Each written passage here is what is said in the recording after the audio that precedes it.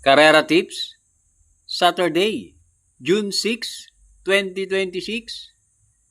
Race 1, 3-year-old and above maiden race. Distance 1,300 meters na merong 7 entries but 6 in betting option. Start ito ng winner take all, races 1 to 7. Dito sa race 1, pampremera ko yung 7, Samoan Judoka, sakay ni JL Lazaro.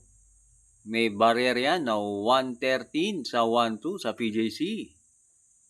At panigundo ko yung couple entry na 2-2A, Bakunawa, sakay ni J. Bernandez. At spoiler, sakay ni K.E. Malapira. Yan si Bakunawa, imported yan from Australia. Kaya dito sa race 1, pampremera 7, Samoan Judoka, panigundo 2, Bakunawa. Race 2, Philrocom rating base class 5, 17 to 41 split, distance 1,300 meters na merong 7 entries. Start ito ng peak 6, races 2 to 7. Dito sa race 2, pampremera ko yung 6, I Love Mati, sakay ni JL Lazaro. Yan si I Love Mati, deremate yan sa karerang to, maraming matulin. At meron yan magandang tempo sa distansyang 1-3, 121 and a half. At panigundo ko yung 7, Marengo, sakay ni JM Storke. Maganda ang numero ni Marengo.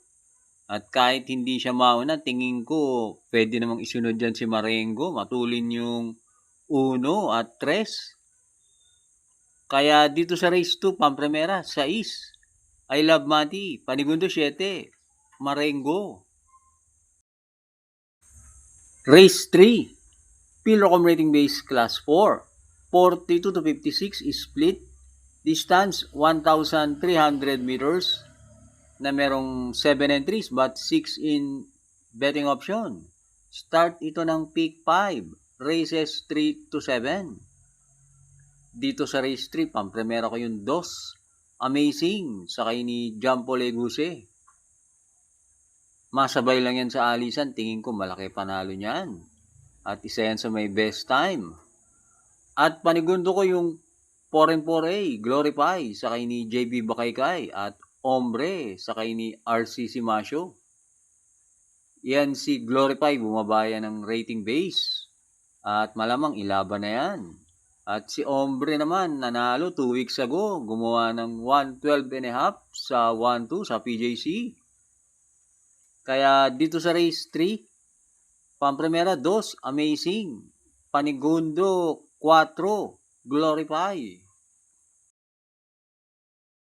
Race 4, Philrocom rating base class 4, 42 to 56 is split, distance 1,300 meters na merong 6 entries. Start ito ng peak 4, races 4 to 7. Dito sa race 4, susuluhin ko na yung 4. Boss ako naman, sakay ni Patty Dilema. Wala masyadong matulin. At sa tingin ko, saktong-sakto kay boss ako naman ang distansya 1-3. Kaya dito sa race 4, solo 4. Boss ako naman. Hi and happy racing nga pala sa ating mga members. Thanks for joining. Race 5 na tayo. Philrocom rating base class 4, 42 to 56 is split, distance 1,300 meters na merong 6 entries. Dito sa race 5, pampremera ko yung 2, Orange Bell, sakay ni RC Simasio. Sa tingin ko, makakapanood ng laban yan. Matulin yung Super Tatiana at saka Galloping Ghost. At panigundo ko yung entry number 6, Gentle Giant, sakay ni MD Desus.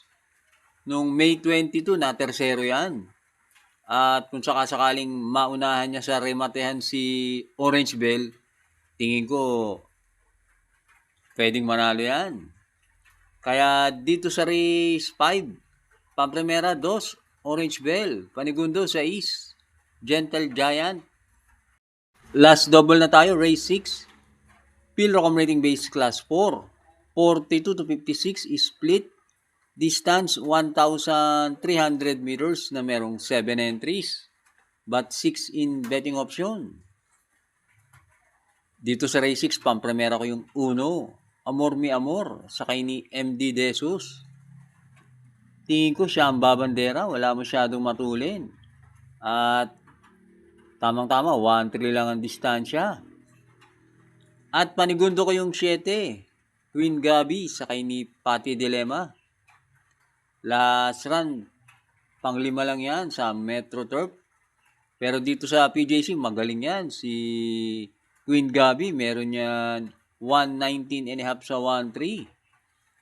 Kaya dito sa race 6, pampremera 1, Amor mi Amor. Panigundo 7, Queen Gabi.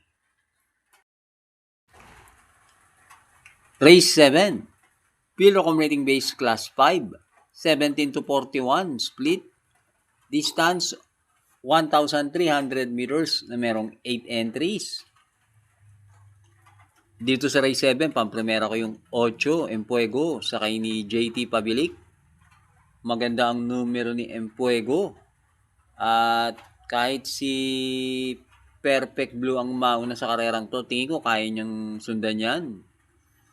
At panigundo ko yung entry number 4, Ginger Cat, sakay ni MVP Leapil. Lately, consistent naman yan sa kanyang mga tempo, si Ginger Cat. At meron yan 120.5 sa 1-3. Kaya dito sa race 7, pampremera 8, Empuego, panigundo 4, Ginger Cat. Thanks for watching. Lalong-lalo na sa mga laging nakasubaybay.